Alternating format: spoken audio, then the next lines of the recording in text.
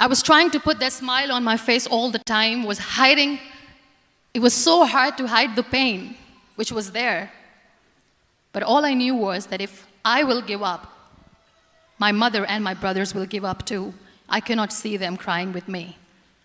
So what kept me going was, one day I asked my brothers, I know I have a deformed hand, but I'm tired of looking at these white walls in the hospital and wearing these white scrubs.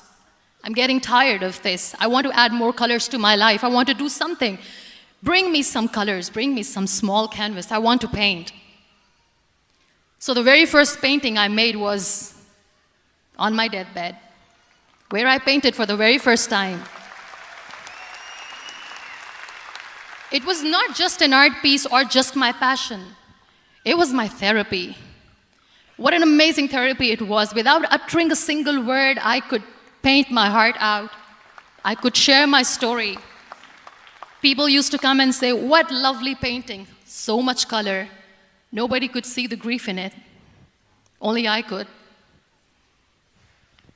So that's how I spent 2.5 months in my hospital, crying, never complaining or whining, but painting. And then I was discharged, and I went back home. And I went back home, and I realized that I have developed a lot of pressure ulcers on my back and on my hip bone. I was unable to sit. There were a lot of infections in my body, a lot of allergies. So doctors wanted me to lie down on the bed straight for not 6 months, for not 1 year, for 2 years.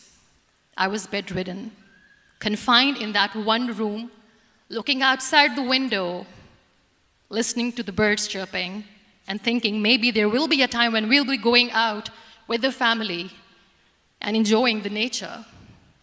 That was the time where I realized how lucky people are, but they don't realize.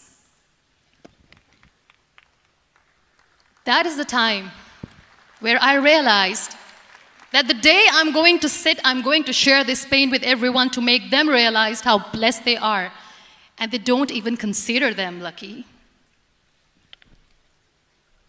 There are always turning points in your life. There was a rebirth day that I celebrated.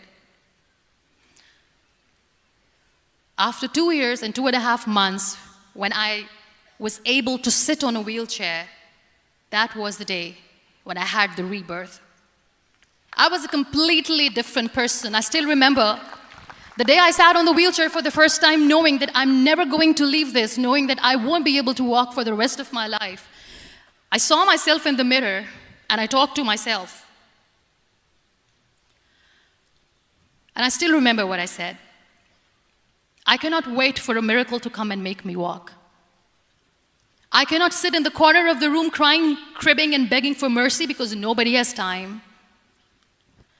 So I have to accept myself the way I am. The sooner, the better. So I applied the lip color for the first time.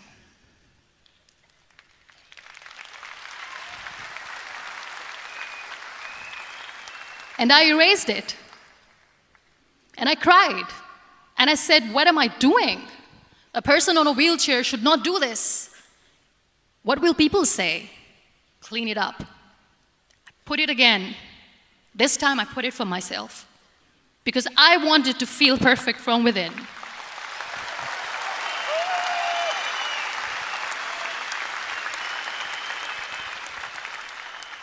And that day I decided that I'm going to live life for myself.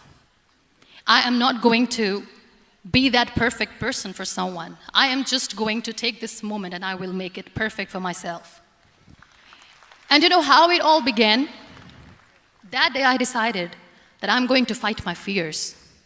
We all have fears.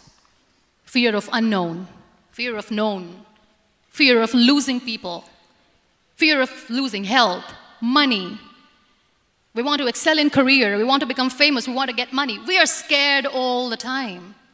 So I wrote down one by one all those fears. And I decided that I'm going to overcome these fears one at a time. You know what was my biggest fear? Divorce. I couldn't stand this word. I was trying to cling on to this person who didn't want me anymore, but I said, no, I have to make it work. But the day I decided that this is nothing but my fear, I liberated myself by setting him free. And I made myself emotionally so strong that the day I got the news that he's getting married, I sent him a text that I'm so happy for you and I wish you all the best. And he knows that I pray for him today.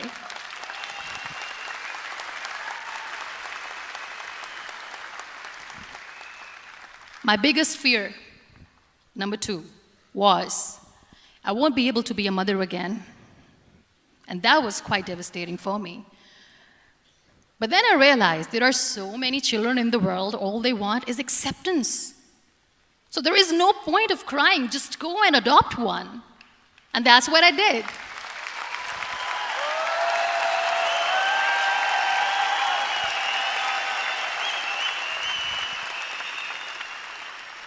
I gave my name in different organizations, different orphanages. I didn't mention that I'm on a wheelchair, dying to have a child. So I just told them that this is Muniba Mazari and she wants to adopt a boy or girl, whatsoever, but I want to adopt a kid. And I waited patiently. 2 years later, I got this call from a very small city in Pakistan. I got a call and they said, are you Muniba Mazari? There is a baby boy and would you like to adopt?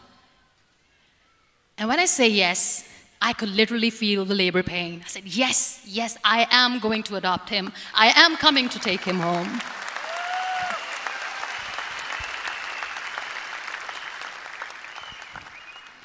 And when I reached there, the man was sitting and he was looking at me from head to toe. And in back of my head, I kept thinking that, oh my God, he's going to say she's on the wheelchair, she doesn't deserve it. How is she going to take care of him? And I looked at him and I said, do not judge me because I'm on the wheelchair. But you know what he said? He said, I know you will be the best mother of this child. You both are lucky to have each other.